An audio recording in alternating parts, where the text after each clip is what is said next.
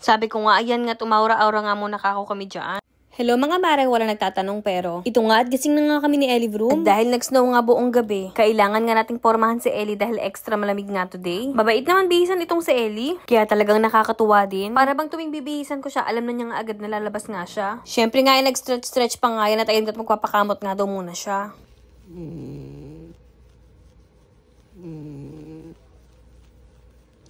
Ito na nga pala ang itsura nga sa labas namin mga mare ko. Ang ganda-ganda nga pagmasdan. At ayan naman nga si boss, inaayos na nga niyan sa sasakyan gagamitin niya. May ganap kasi sila sa Air Force. At yung sasakyan gagamitin nga niya ay hiniram nga lang niya sa kanyang mami. Iniiwasan niya talagang gamitin ang kanyang sasakyan kapag may snow. Ito na nga pala ang itsura ng bakuran nga ng Tortculets. Ay syempre ay nakakulong nga sila sa Payamansyon. At ako naman nga dito mga mare ko, yung lona nga na nailatag ko dyan ay tatanggalin ko na nga din. Dahil ayan nga ang dadaanan nga ni Ellie, parang nga siya ay magwiwi or pupu. Ay o de instant linis nga.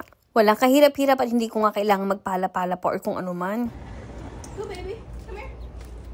Go, come here. Good job, you little pee. It's okay. It's okay.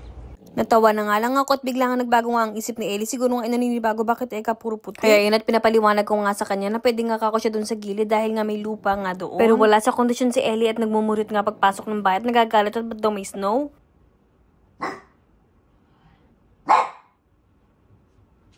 Magalit ka na sa snow. Let's go now outside. Let's go outside. Come on. Kaya naman itong at inutuuto ko nga ulit si Ellie dahil alam ko magpupupo nga iyan. Kainam-inam nga mga mare ko at talagang batang ito nga ay talagang nag-iisip nga kung lalabas o lalabas Wala naman din kasi siyang no choice mga mare ko at ayun nga't lumabas na nga din At bogs, ayun na nga't iihi na nga daw siya. At pagkatapos nga mawiwi, ito nga pumasok na nga din agad nga sa loob ng bahay. Ang iniisip ko na nga lang talaga mga mare ko ay ang kanyang pagpupo nga. Dahil doon kasi siya dumudumi kung nasaan nga ang pandang Tortculets doon sa may section na yun. At tapa nga bata nga itong si Ellie at ito nga't lumabas nga ulit para nga magwiwi nga ulit. Ang sabi ko nga sa kanya ay pagtsagaan na niya at dyan na nga siya magdumi din.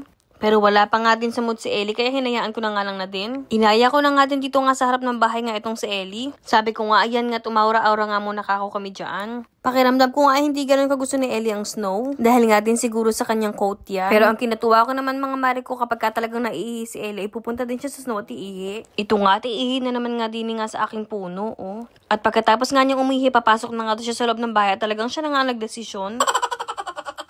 Nang iniwan na nga ako ni Ellie, ako na nga lang din ang nag-inrati nga dito. Pero saglit na nga lang din ako dito. Ewan ko ba, parang wala din ako sa kondisyon, parang hindi ko bet ang aking aurahan, ganon. Or parang wala din ako sa mood, ganon. Pero ang naisip ko na lang na nga na din ay kailangan ko nga ng souvenir dito. Dahil next year mga mare ko kung mag-snow nga ulit, may kasama na nga akong chikating patrol. At para bang nakaka-excite na nga yun. Ang lagusan nga papunta nga sa pandang Tortculets ay agad nga't binuksan ko na nga para kay Ellie. Para ba kasing gustong-gusto niya kasi na doon na nga magpupo mga mare ko, kaya hinayaan ko na din. Ay atapa nga bata naman mga mare ko, ayan at dyan nga naglalakad sa snow. At ayan na nga't magpupupo na nga daw siya. At pag ganun-ganun nga lang, nakaraos na nga dito itong si Ellie. Tuwang-tuwa naman ako kay Ellie mga mare ko dahil may mga napapanood akong ibang aso na hindi lumalabas kapag may snow. At pagkatapos nga namin kumain ni Ellie, naisipan ko na nga din baklasin na nga din itong aking Christmas tree. Dahil baka nga ako mamaya ay manganganak na ako ay nakatayo pa din itong Christmas tree na ito.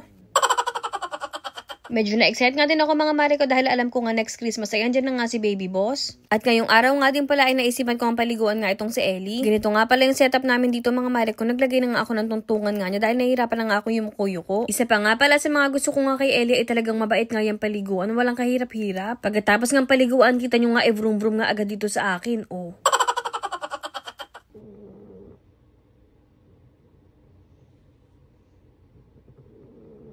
Wala si boss ngayon mga mare ko, talagang tinamad na nga din ako magluto kaya nga napa-order na nga lang ako ng pizza. Small size nga lang din itong in-order ko. At for the first time nga ay umorder nga ako ng meron ng pineapple. Ay alam nyo na at sanay nga tayo sa pineapple sa pizza. Uy Greenwich baka naman. Usually kasi mga mare ko sa mga Amerikano or sa mga laking Amerika ay wheat nila yan bet.